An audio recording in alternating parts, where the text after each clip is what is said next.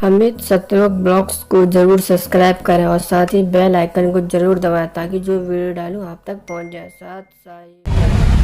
नमस्कार, मैं मंगला नायक और आप देखना शुरू कर चुके हैं कबीर की न्यूज़। इस वक्त हम हरियाणा के टाउन पार्क में मौजूद हैं। हरियाणा इस समय 90 विधानसभा सीटों पर चुनाव में खलबली मची हुई है। एक तरफ तो कहा जा रहा है कि सुशासन की व्यवस्था होगी और दूसरी तरफ कहा जा रहा है कि सुशासन नहीं, कि पिछले 5 सालों से कुशासन का हरियाणा शिकार हुआ है।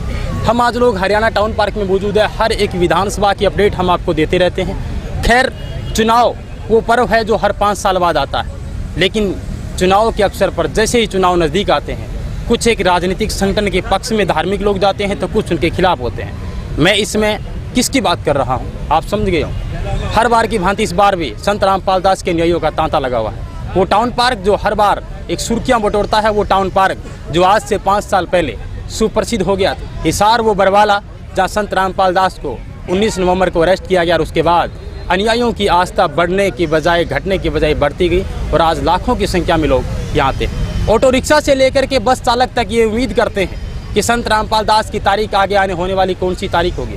क्यों? क्योंकि आमदनी का धंधा उनका भी जोर शोरों पे। मेरे साथ एक युवा लड़की है, मैं उनसे बात करूंगा। महाराष्ट्र से कहा जाता है कि अंधभक्ति का हिंदुस्तान में हमेशा के लिए जोर रहा है। क्या युवा भी इस अंधभक्ति में डूबे हैं? उनसे बात करेंगे। आपका शुभ नाम क्या? भावना। भावना जी, नाम बहुत अच्छा है। अक्सर भावनाओं की मैं कदर करता हूँ आपकी। और हरियाणा के अंदर आप आए हैं, कहाँ से आप? हम पूना महाराष्ट्र से आए। जी बिल्कुल, महाराष्ट्र वो एक वेल एजुकेटेड एरिया है जहाँ से बहुत मुश्किल है कि अंधविश्वासों में लोग आते हैं। कौन सा जादू हो गया जो हरियाणा में आकर के यहाँ आकर पार्क में संत रामपाल दास के चरणों के लिए आते हैं? संत रामपाल जी महाराज जी का जादू यही है, जो तत्व ज्ञान, जो आध्यात्मिक ज्ञान उन्होंने ऑथेंटिक प्रूफ्स एंड फैक्ट के साथ दिया है, बस उसी का जादू हम पर हो गया। इसीलिए हम उस परमात्मा के लिए यहाँ पे आए हैं। जी जी जी बिल्कुल। मैं दूसरा नेक्स्ट क्वेश्चन करना चाहूँगा। मैं 5 साल पहले जाना चाहूँगा। आपके गुरु है, आध्यात्मिक गुरु है और भारतीय के धार्मिक गुरुओं का देश रहा है। हर एक अनुयायियों की भावनाओं को समझते उनकी कदर करना चाहिए। लेकिन अन्य जो गुरु है वो जेल के अंदर है, कैसे डिफाइंड करेंगे, उस मंत्र कैसे प्रभावित करेंगे? बिल्कुल, अगर आप अन्य धर्म गुरु और संत रामपाल जी महाराज जी के अंदर डिफरेंस ही करना चाहते हैं तो बाकी का जो भी है सब कुछ साइड में रख के सिंपली आप उनका सत्संग का ऑडियो क्लिप देख लीजिए, वीडियो क्लिप देख लीजिए। और बाकी जितने संत या फिर धर्म गुरु जो कोई भी आज जेल के कारागार के पीछे है, सब लोग जेल के पीछे ही है, लेकिन जो रीजंस हैं वो सारे अलग अलग हैं। और इन संत रामपाल जी महाराज जी और बाकी संतों में अगर आपको डिफरेंस करना है, सिंपली एक ही काम कीजिए कि आप उनके सत्संग के वीडियो क्लिप्स देख लीजिए। उसमें आपको खुद ब खुद डिफरेंस मिल जाएगा कि जितने भी धर्म गुरु आज हमारे भारतवर्ष में हैं, सब लोग यही काम कर रहे हैं कि अपना अपना एक इष्ट बता रहे हैं। संत रामपाल जी महाराज जी एकमात्र ऐसे संत हैं जो मुसलमानों के कुरान को भी खोल के बता रहे हैं, या फिर गुरु ग्रंथ साहिब को भी बता रहे हैं, या फिर अपने इंडिया मतलब जो मोस्ट कॉमन इंडिया में गीता जी को जो मानते हैं उनको भी खोल के बता रहे हैं। और जितने धर्म शास्त्र हैं अपने सभी को खोल के उसके अंदर से ऑथेंटिक प्रूफ बता रहे हैं कि कौन है वो एक परमात्मा। भावना, मैं आपको बीच में रोकना चाहूँगा। जिस तरीके से आपने कहा कि आध्यात्मिक नॉलेज हर एक इंसान की ज़िंदगी में भी होता है, और आपको मैं पूरे दावे के साथ कह रहा हूँ कि हिंदुस्तान के अंदर 100% में से जो बाबाएँ हैं उनमें से शायद 10% बाबाओं को पता होगा कि हिंदू धर्म का जो सदग्रंथ है वो गीता है और गीता के अंदर अध्याय कितने हैं। मैं मानता हूँ इस बात को, लेकिन मैं मेन मुद्दे की जो बात पूछ रहा हूँ आपसे, सीधा और स्ट्रिक्ट सवाल मेरा यही आपसे, क्या रीज़न रहा, किस पुस्तक की वजह से ये सब बवाल हुआ कि आज संत देशद्रोह का मुकदमा फेस कर रहा है? बिल्कुल, संत रामपाल जी देशद्रोही होने का मुकदमा इस कारण से फेस कर रहा है क्योंकि देखिए, जब संत रामपाल जी महाराज जी ने पूरे विश्व को आमंत्रण दिया था कि अगर आपके पास में सच्चा ज्ञान है तो आप हमसे ज्ञान चर्चा कीजिए, ताकि जनता को भी तो पता चले ना कि सच्चाई क्या है, ठीक है। और अगर आपके पास में ज्ञान नहीं है तो भारत की भोली भाली जनता की श्रद्धा का मजाक उड़ाना बंद कीजिए। इस प्रकरण के पीछे मेन किसका हाथ मानते हैं? राजनीति, धार्मिक बाबा, या फिर कोई और तीसरा?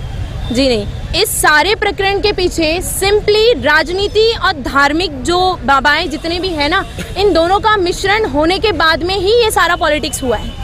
क्योंकि जो धार्मिक बाबाएं हैं, जब वो ज्ञान से नहीं जीत सकते थे तो उन्होंने सोचा कि क्यों ना हम पॉलिटिक्स के साथ मिलकर ये सारा षड्यंत्र रचें। कितने साल से जुड़े हो बाबा? हम 2006 से जुड़े हुए हैं।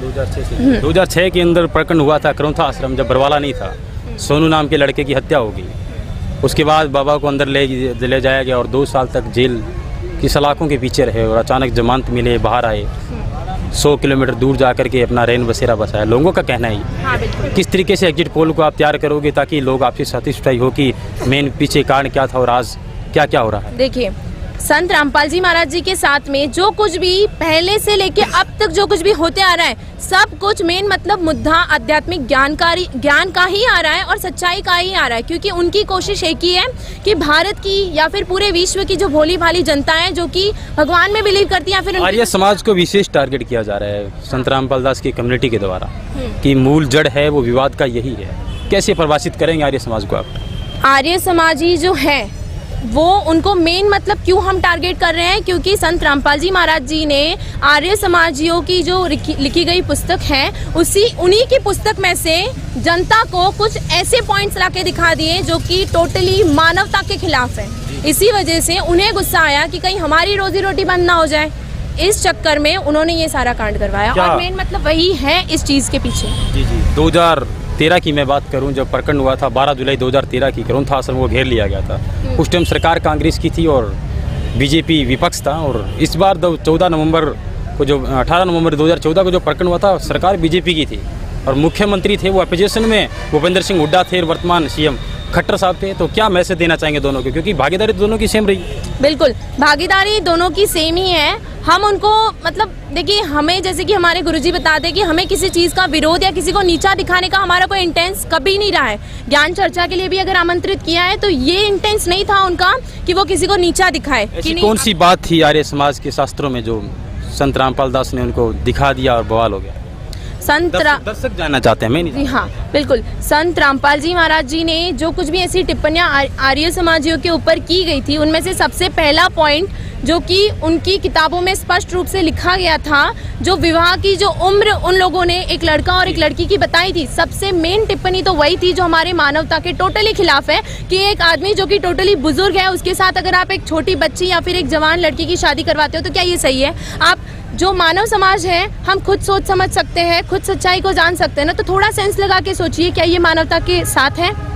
सबसे मेन पॉइंट तो यही था। बाकी जो आध्यात्मिक पॉइंट है वो ऐसे बहुत से पॉइंट है, अगर आप संत रामपाल जी महाराज जी के वीडियो क्लिप्स देखोगे तो आपको उनके अंदर स्पष्ट हो जाएगा कि वो कौन से और पॉइंट्स हैं। भावना, लास्ट और अंतिम फाइनल क्वेश्चन मैं आपसे करना चाहूँगा, क्या क्वालिफिकेशन आपकी? मेरा अभी मैं ग्रेजुएशन कर रही हूँ, BSc। ग्रेजुएशन के बाद में आप पढ़ाई जो कर रहे हैं, क्या आप आइडियल, अगर मैं पूछूं आपको तो आपका आइडियल कौन होगा भविष्य के अंदर? जिस तरीके से आप इतनी कम उम्र के अंदर एक आध्यात्मिक तरफ अग्रसर हो रहे हैं। अक्सर हिंदुस्तान एक देश है वो युवाओं का देश है और इसमें टेक्नोलॉजी बहुत ज़्यादा लगभग बढ़ रही है। 1951 की अगर मैं बात करूं तो आज बहुत ज़्यादा फर्क हो गया है और अक्सर लोग अंधभक्ति के शिकार होते हैं। तो आपके आइडियोलॉजी कौन है और थोड़ा सा युवाओं को क्या मार्गदर्शक देना चाहेंगे? देखिए, जैसे कि टेक्नोलॉजी बहुत बढ़ रही है माना, लेकिन कहीं ना कहीं ये साइंस एंड टेक्नोलॉजी भी उस परमात्मा की ही देन है, क्योंकि जिसने संसार को बनाया उसी ने सब कुछ किया है। ठीक है, ये जो साइंटिस्ट वगैरह जिनको हम देखते हैं सिर्फ एक आधार है कि इन्होंने ये चीज़ क्रिएट की है, लेकिन कहीं ना कहीं ये टेक्नोलॉजी भी उस परमात्मा की ही देन है और जहाँ पे साइंस एंड टेक्नोलॉजी खत्म होती है वहीं पे अध्यात्म शुरू हो जाता है। ये बहुत अच्छा जवाब दिया आपने। कहीं वर्तमान में इसरो की अगर मैं बात करूँ तो उन्होंने बहुत कोशिश की चंद्रमा पे जाने का, मापदंड करने का, अंततः वो फेल हो गए थे। कहीं ना कहीं वहाँ पे भगवान का रोल जरूर है, कहने का मतलब। देखिए, कहीं ना कहीं भगवान अगर ये ऐसी कोई चीज़ें बताते हैं तो वो इन शॉर्टली आपको यही गाइड करना चाहते हैं कि देखिए इंसान थोड़ी सी सफलता पाके ये सोच लेता है कि नहीं मैंने बहुत कुछ पा लिया या फिर मैं सब कुछ कर सकता हूँ, लेकिन ऐसी जो चीज़ें होती है ना, इससे वो परमात्मा एक ही चीज़ बताना चाहता है कि नहीं बच्चों, आप सब कुछ नहीं कर सकते। कहीं ना कहीं वो समृद्ध जब तक आपके साथ ना हो ना तब तक आप कुछ नहीं पा सकते। भावना, लास्ट क्वेश्चन आपसे करना चाहूँगा, उम्मीद है कम बैक करेंगे संत रामपाल? जी हाँ, उम्मीद नहीं, 102% हमें यकीन है। इसको उम्मीद नहीं, इसे हमारा 102% यकीन कहते हैं कि संत रामपाल जी महाराज जी आएंगे और जिस समय अब इस बार वो आएंगे ना, तब अच्छों को उनके आगे घुटने टेकने पड़ेंगे, इस तत्व ज्ञान के आगे उनको घुटने टेकने पड़ेंगे। और संत रामपाल जी महाराज जी इस बार जब बाहर आएंगे ना, तब पूरे विश्व में एक झंडा, एक भाषा और एक ही परमात्मा की पूजा होगी और वो है संत कबीर जी। उन्हीं बिल्कुल, आपका धन्यवाद। देखिए, संत रामपाल दास के बारे में बहुत सारे आध्यात्मिक किस्से सुने होंगे, लेकिन युवा जो लोग हैं उनका कहना है कि संत रामपाल दास जरूर आएंगे। बहरहाल हम आपको बता देते हैं कि बहुत सारे मुकदमों का फेस कर रहे हैं और उम्र कैद की सजा भुगत रहे संत रामपाल दास के अनुयायियों की आस्था है वो अभी भी आज भी अटूट है। बने हमारे साथ, और विशेष कवरेज जारी है, अनुयायियों से और भी राय लेंगे। धन्यवाद। आप भी दुखों से छुटकारा पाना चाहते हैं तो आज ही बुक करें निःशुल्क पुस्तक ज्ञान गंगा। ज्ञान गंगा पुस्तक निःशुल्क मंगवाने के लिए अपना पूरा पता पिन कोड के साथ हमें लिखकर भेजें। हमारा व्हाट्सएप नंबर है 9992600893।